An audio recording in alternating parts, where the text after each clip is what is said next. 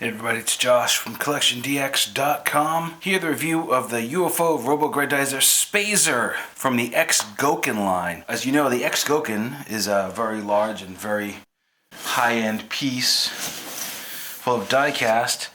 This is the companion piece, the Spazer. So yes, that giant Grendizer that I reviewed a while back has a Spazer. So we're going to tear this open and see what's going on. Alright, so we will start out looking at the Spazer. Obviously, it's rather large. You have to assemble the centerpiece and the wings. Starting with the bottom, there are some little tabs that are metal. Even though it's mostly plastic, there is metal in here to justify it being called an Gokin. So with those tabs, the Spazer will sit nicely. It is reasonably solid. Both these black metal things, well, are metal. These engines are metal, which is cool. Also, I'll show you that these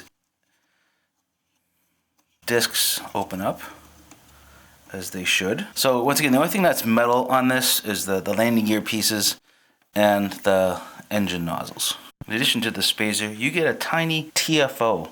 But what's great about this TFO is that the entire gold disc is metal, and the disc rotates.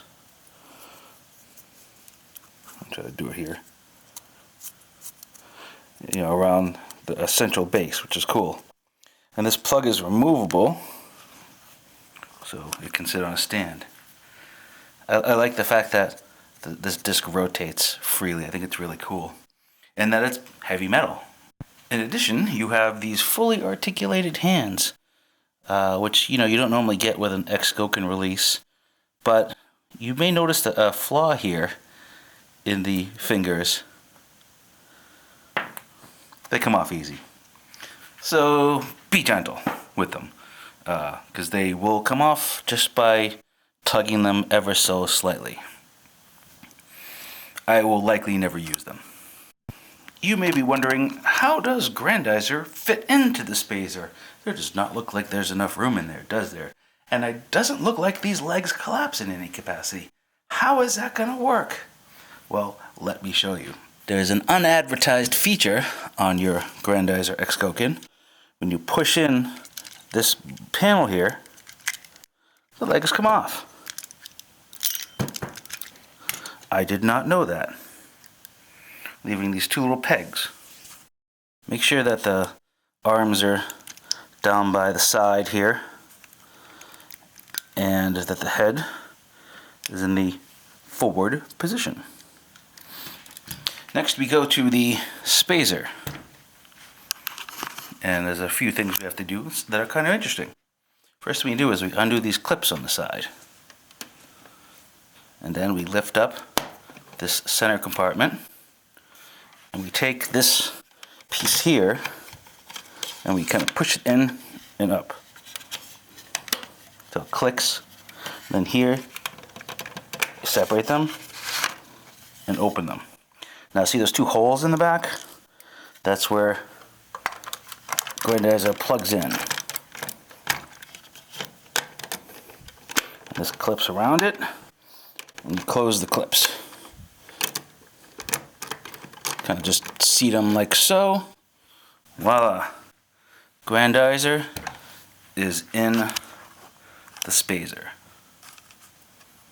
Now, a better way to display him is with the stand. Now, usually Gokin stands are kind of crappy. This one is nice. So what we have to do is there's a little tab here that we push back, and you notice that the thing is pegged in a certain direction. So we close the doors on the bottom, and notice the hole is in a certain direction. So essentially we put the Spazer on sideways onto the peg, and we turn it, and then what we do is in the back, if you can see it or not, we line up the little tabs, and there we go. And of course it's on a flexible stand, so you can adjust the positions any way that you like it.